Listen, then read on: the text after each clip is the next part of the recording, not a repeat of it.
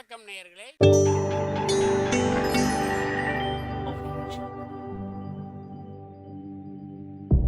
மகிழ்ச்சிக்கோர் தென்கட்சி என்ற அலைவரிசையில்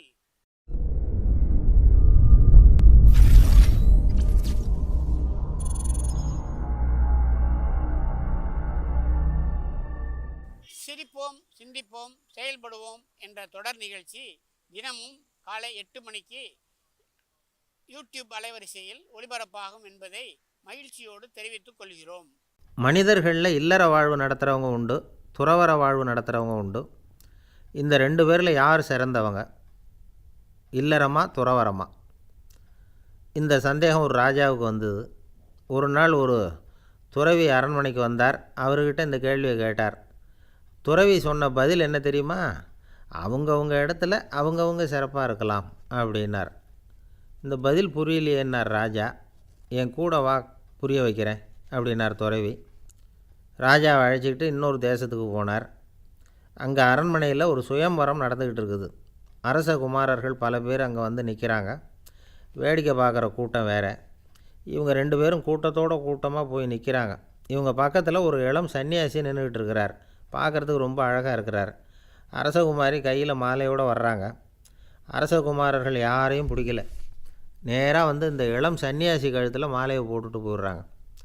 உடனே அவர், என்ன இது, நான் சன்னியாசி, எனக்கு திருமணமா அப்படின்னு சொல்லி மாலையை கழட்டி தூக்கி எறிஞ்சுடுறார்.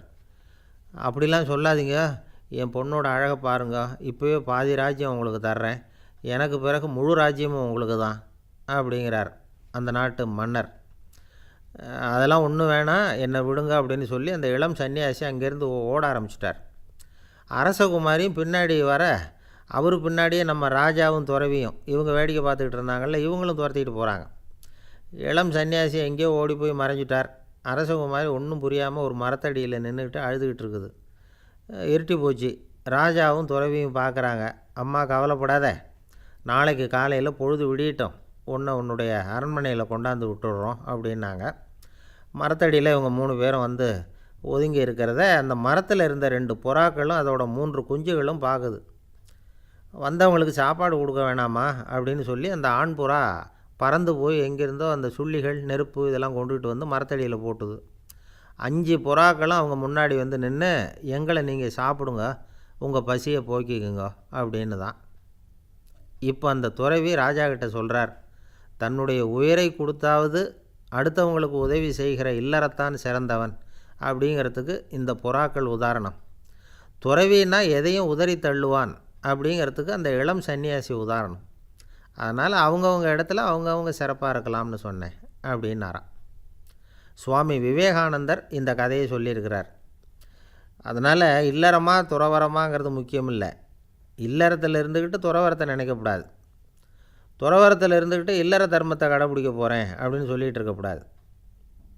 எங்கள் ஊர் பெருசா உங்கள் ஊர் பெருசான்னா, எனக்கு எங்கள் ஊர் பெருசு, உனக்கு உங்கள் ஊர் பெருசு அப்படின்னு சொல்கிறோம்ல, அது மாதிரி தான் இது.